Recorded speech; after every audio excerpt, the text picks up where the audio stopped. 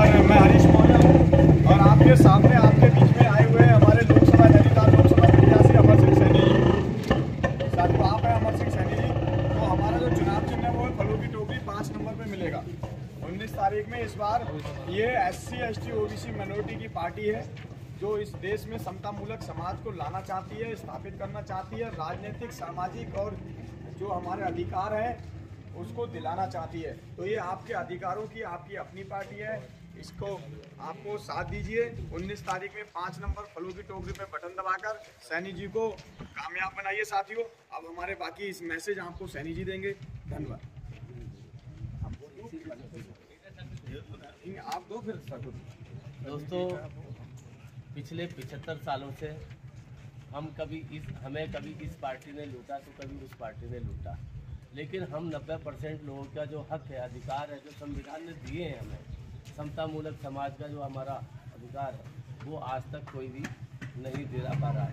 क्योंकि सत्ता शासन में वो 10% लोग बैठे हुए हैं, वो उन्हीं के चंदे से लड़ते हैं, तो वो उन्हीं की बात करेंगे और उन्हीं के हितों में वो नीतियाँ बनाएंगे।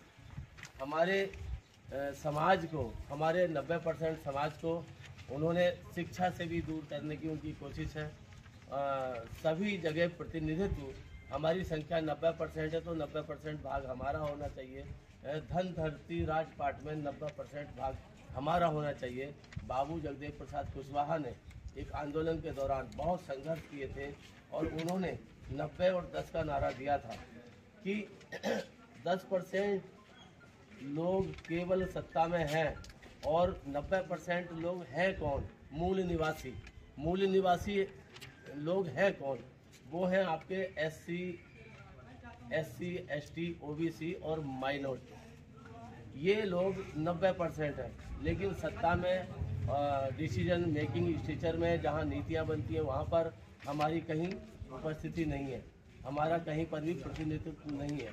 तो जाहिर सी बात है कि वो हमारे प्रतिकूल, हमारे विरुद्ध ही नीतियाँ बनाएंगे और वो केवल सत्ता में बने रहने के लिए हमारे बीच में तरह तरह के हथकंडे अपना रहे हैं, तरह तरह के हिंदू मुस्लिम दुनियादारी के हथकंडे अपना रहे हैं। उनकी नज़र में मुस्लिम टारगेट नहीं होता, लेकिन मुस्लिम के खिलाफ वो हिंदू लॉबी को खड़ा करते हैं और उनकी नज़र में तो वो जो SC ST OBC का जो हिंदू वर्ग भी है उसको भी वो बनाने के लिए, केवल सत्ता में जमे रहने के लिए इतना ही उनको भी वो यूज करते हैं। तो आज ये वक्त आ गया है कि हम लोग जागरूक हो जाएं और अपनी पार्टी आपको खुद बनी हुई है पार्टी आपकी, आपको उसके साथ जुड़ना होगा, उसके साथ समझना होगा चीज़ों को, पार्टी के लक्ष्य को जानना होगा, उद्देश्य को जानना होगा। क्योंकि हम संवैधानिक लोग हैं, हम संविधान को अक्षरशः लागू करना चाहते हैं। यदि हमारी पार्टी की सरकार आएगी तो सबसे पहले संविधान लागू करेगी, जातीय जनगणना तुरंत लागू कराएगी और इसी के साथ जिसकी जितनी संख्या है उसके आधार पर उसको हर जगह प्रतिनिधित्व दिया जाएगा। जिला पंचायत में, विधानसभा में, संसद में, मेयर में, नगर में, हर जगह। तो ये हमारी नीतियाँ रहेंगी पार्टी की, जिससे कि समाज में बराबरी आए, समाज में समतामूलक चीज़ें पैदा हो, समाज में सभी लोगों को रोजगार मिले, सभी लोगों को शिक्षा मिले, वैज्ञानिक शिक्षा की ओर हम लोग बना दो। एक गड्डी तो ये बना दो जरा। इसलिए आने वाली 19 अप्रैल को फलों की टोकरी का बटन दबाना है और अपनी पार्टी को, अपने प्रतिनिधि को आपको वोट देना है, जिताना है और तमाम सारी बातें हम लगातार चुनावों के बाद भी आपके बीच आएंगे। हमारी कमेटियां बनेंगी, समितियां बनेंगी, वार्ड लेवल पर बनेगी, विधानसभा स्तर पर बनेगी, जिले स्तर पर बनेगी। तो हम चाहते हैं कि आप इन चीज़ों को गौर करें, इन चीज़ों पर गौर करें और अपनी जिम्मेदारी से आप अवगत हों।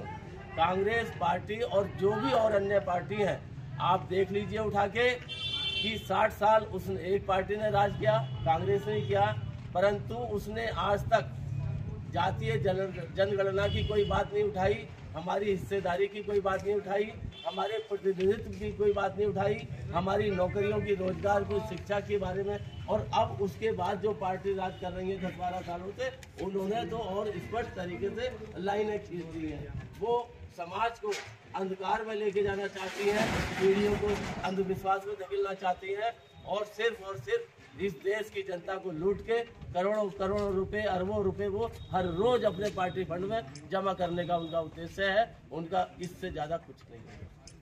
इसलिए हमें इकट्ठा होना होगा, और मैं चाहूंगा कि हमारे बीच में हमारी राष्ट्रीय अध्यक्ष श्री जयराम